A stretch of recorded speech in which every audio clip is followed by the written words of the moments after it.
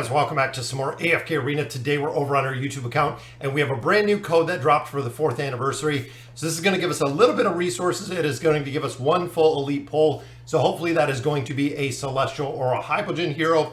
But in today's video, we are looking at the updated Cursed Realm guide when it comes to Kane. Now overall guys, I was scored at about 30. Kane has always been the absolute worst boss that I have ever had.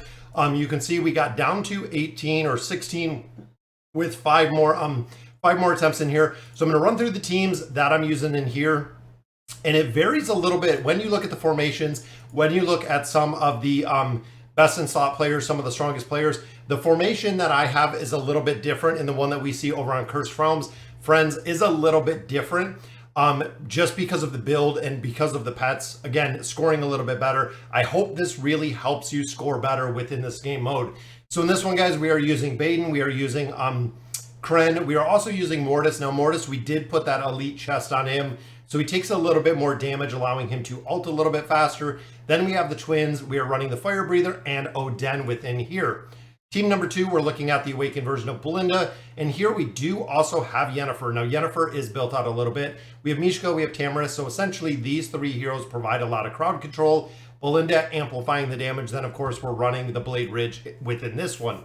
Looking at team 3, we do have Orthos and Taylene. Now Taylene, of course, has to be the strongest one in here. A lot of players kind of struggle between Taylene being the strongest versus Silas because of the build and the power creep. When Silas came out, he actually overshadows or foreshadows Silas a little bit. So Taylene has to be the strongest one in that formation.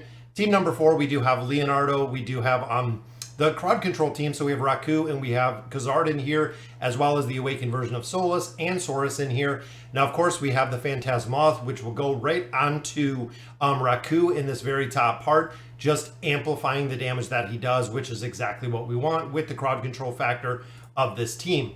Now, looking at number 5, we do have the Awakened version of Brutus. So Brutus is going to be running here. We have Vathiel and we have Joan as buffs. We have Skarath and we have Queen as kind of the crowd control aspect, and we are running the brand new seal. So the Sleepy Seal is sitting right here, guys, in team number 5. Damage that the seal puts out is still incredibly high, which is a very strong reason why I said with the Beast Resonance, make sure that you do put the seal in there. It is very, very important. Then a final comp that we have in here is Grez.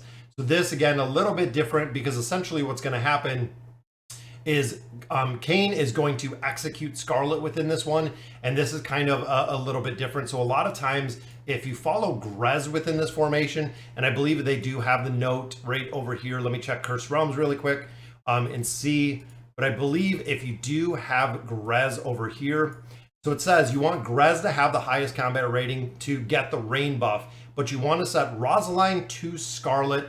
She will actually go right to Grez once Scarlet dies. Now, getting the highest combat rating in here is incredibly difficult depending on where you do have Scarlet.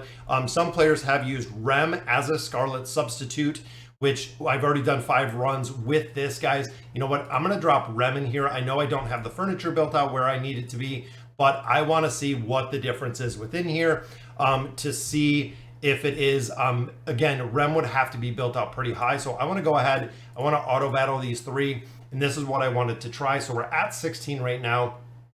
We're going to look at that final formation and see if Scarlet is putting out more damage than Rem and exactly where they go in that formation, because I don't think we're going to be able to beat that out, because again, we don't have Rem's furniture built up a lot, and I do not have the rest of the engraving on Rem as well, which means that Scarlet within this formation, and this is really the big reason to test this out, guys. We have 21 hours left on this, but overall, it is one of the really, really big reasons to test this out. Highest damage 20, highest damage session 25.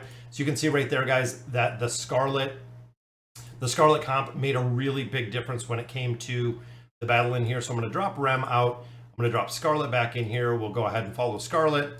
Then we'll do our final 2 battles, and then we'll run through the guide over here and see exactly where we set. But guys, if I'm running about a 10% to a 20%, I am happy with the calculations there. Sometimes with the RNG factor, we can get one really good attempt.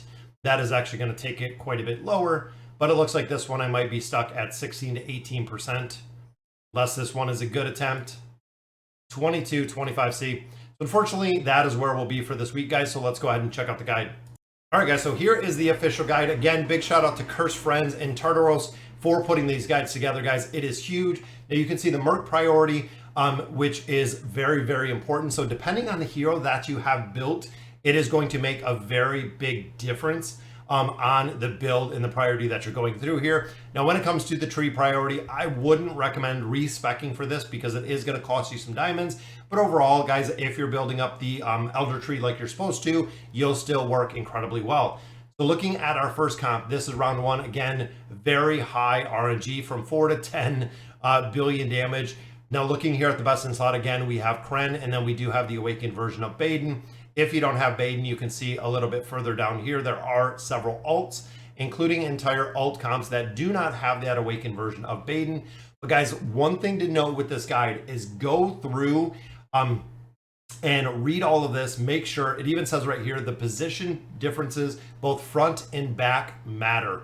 That is right, guys. The position of these heroes based on who they're going to essentially fight on the enemy side does make a very, very big difference in here. Then, of course, we do have the Fire Breather up there, and using Mortis with the elite chest piece, again, allows him to take a little bit more damage.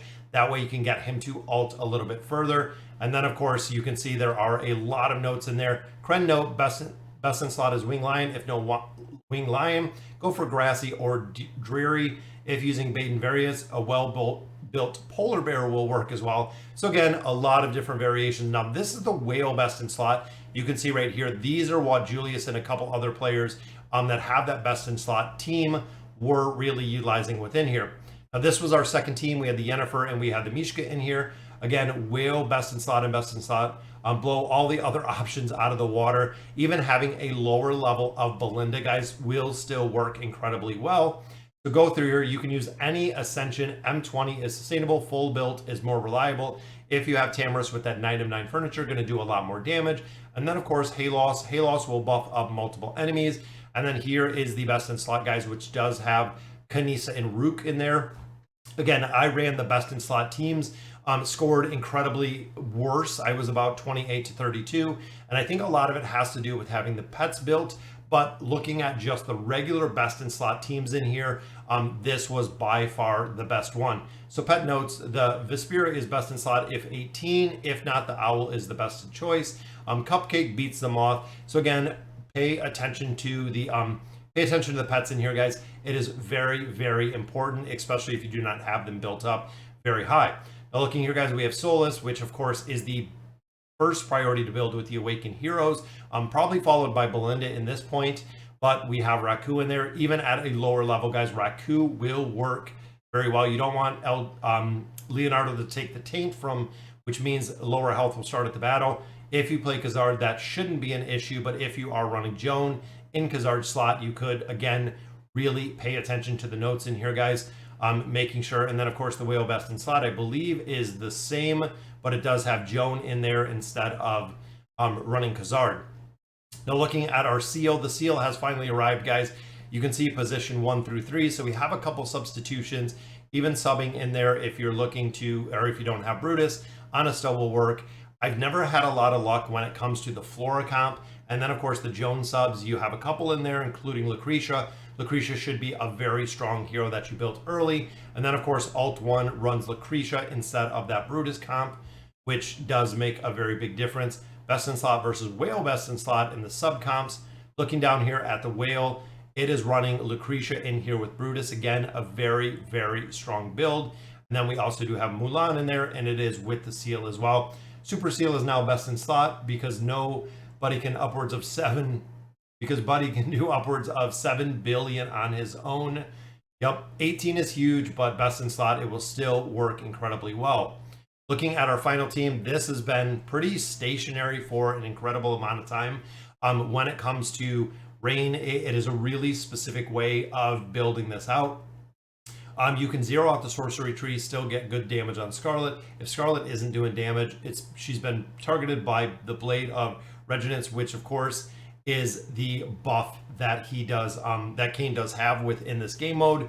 So again, looking in here, you have Estrella, a couple different variations, including putting Palmer in here and then swapping up the formation. But make special attention, guys, to you want Grez to have the highest combat rating. That is huge, which really makes this work. That's why there's so much red down here. Some players have been using Rem as a Scarlet substitute. It's an opinion or an option if, say, you have Rem at the trial version or if you have Rem completely built out. Now, again, even looking at the whale comps are still running Scarlet within this formation, essentially allowing her to burst damage and then die. So guys, I'm going to put a link to this guide down below. Hope that it helps out when it comes to the ranking within Kane. But let me know in the comments what you guys think. And as always, thank you guys for watching.